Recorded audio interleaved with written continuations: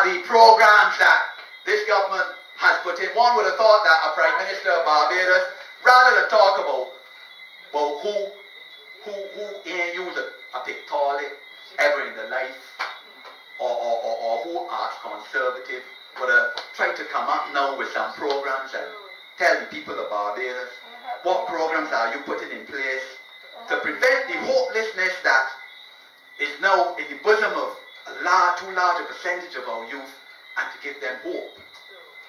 Whether you're going to expand the vocational or training education of young people, whether it is your vision that in Barbados in the next 10 years would be the scientific hub of the Caribbean, whether Barbados in the next 15 years would be the entrepreneurial hub in the Caribbean, whether you don't agree with the last Barbados Labour Party administration's philosophy that we should become the smallest developed country in the world by 2020 or by 2025, but you take time out to talk about who became leader of the LP 60 years ago.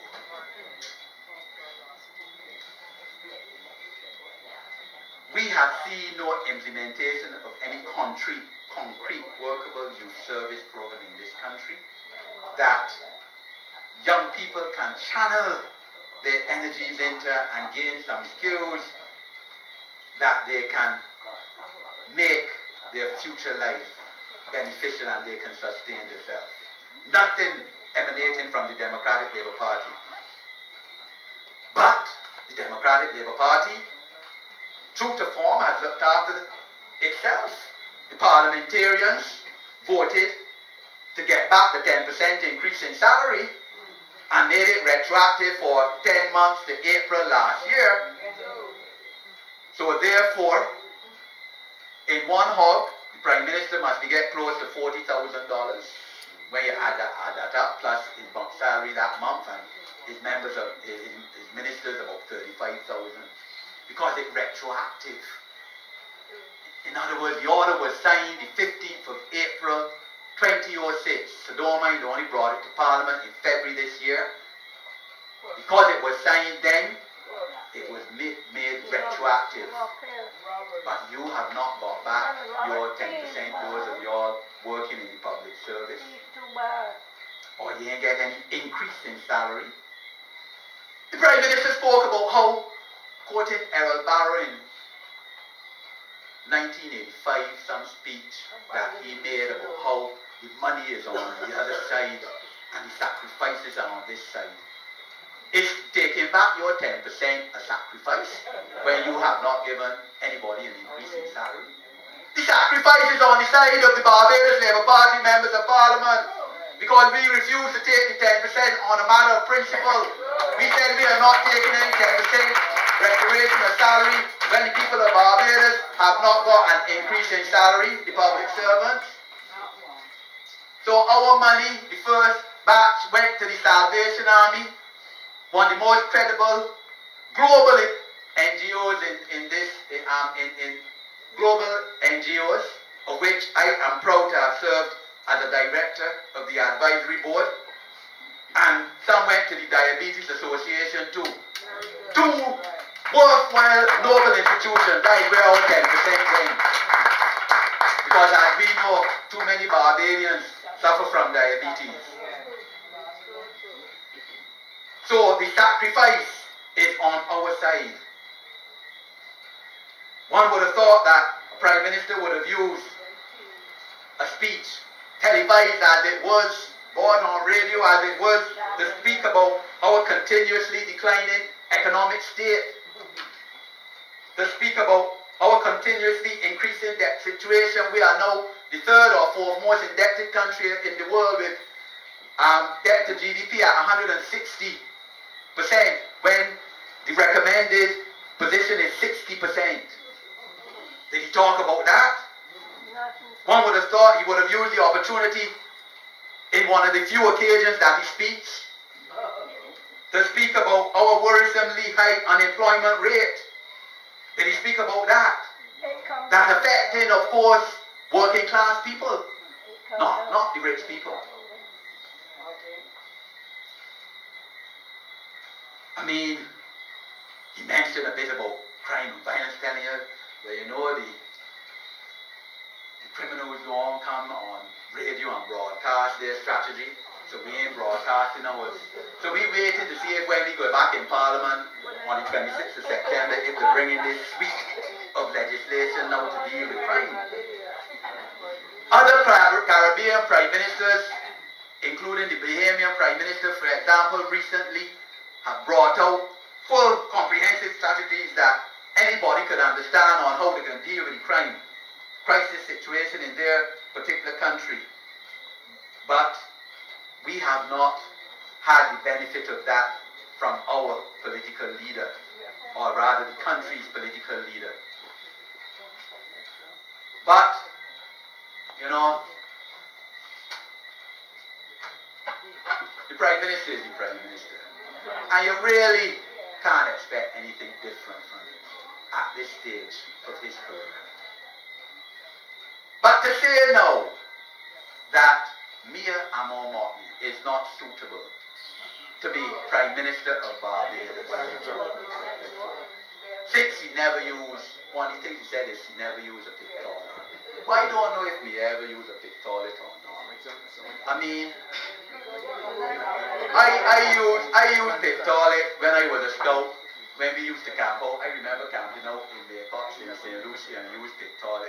But I don't think that the fact that I use a pictorial has made me any better able to represent the people of St. James North. And you, right now, that is the truth. What I know is that Mia Mottley has vowed to remove every pictorial in Barbados by giving small people contracts to build bathroom facilities for people. That is what I mean.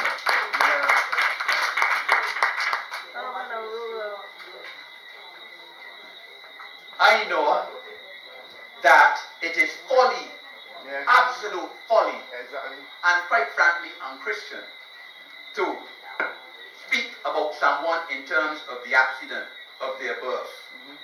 People have to be measured by the quality of their character, not by the color of their skin or by whatever social class, quote unquote, they might have been born in. Let me see the character that you possess, the quality that you possess, the passion that you possess to make life better for people, to do something for people other than for yourself and your friends and your immediate family. Let me see that. That is what I can judge you by. And that is what Martin Luther King, in his great speech in 1964, in front of the Lincoln Memorial said. Mia Mottley has been identified from the mid-1990s, late 1990s, during her first term as a cabinet minister, as one of the 40 leading global political leaders of this in this whole world potentially. She was named as one of the top 40 young global political leaders in terms of potential. And that was being when she was still in her 20s, in her first ministerial stint, 1994 to 1999. Mia Mottley is a born leader. There is no one who has ever come to the people of Barbados to ask humbly to become Prime Minister who has had the political and other life experiences of Mia Mottley. Mia Mottley has been in the Parliament of Barbados since 1991. She has been an elected parliamentarian since 1994, on each occasion increasing her margin of victory. On each occasion increasing the margin of victory, except in 1999, which was topped, when obviously that was an unusual year where we won 65% of the vote and 26 out of the 28 seats. Mia Mottley has the compassion. She has the ability to mix with people at all levels. Mia Mottley on the floor at 2 o'clock in the morning. You ever see this Prime Minister on the block? Any of y'all ever see, seriously, you ever see him in a block or in a rum shop? But this is the Prime Minister that ran from St. Philip South in 1999 after barely winning the seat by 90 votes in 94.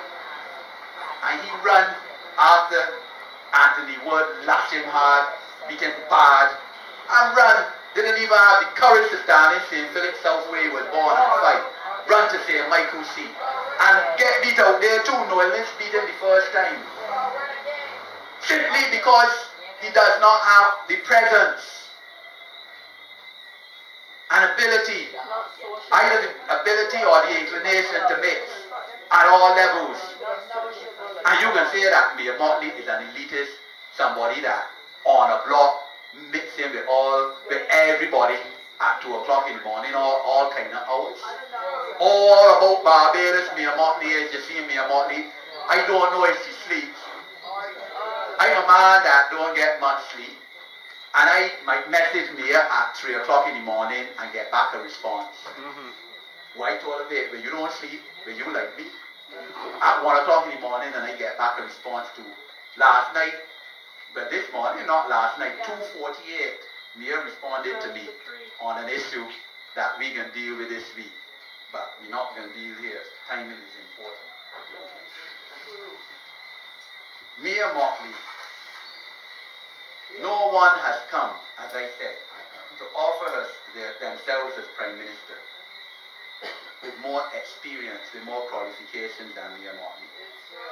The Minister of Education, the social service sector, leading edutech, alright, the advance of technology in schools and the refurbishment of buildings in schools in this country. Right now, we don't know how many schools are opening tomorrow. 5? Well, I thought more than 5. This Prime Minister sees more comfortable mixing with the white tourists at Ilara Court than with any of y'all. Where every time between January and April, entertaining these tourists at Ilara Court, and you now want a meeting with the Prime Minister or the trade unions or whoever and can't get a meeting, a lot of dallying and excuses.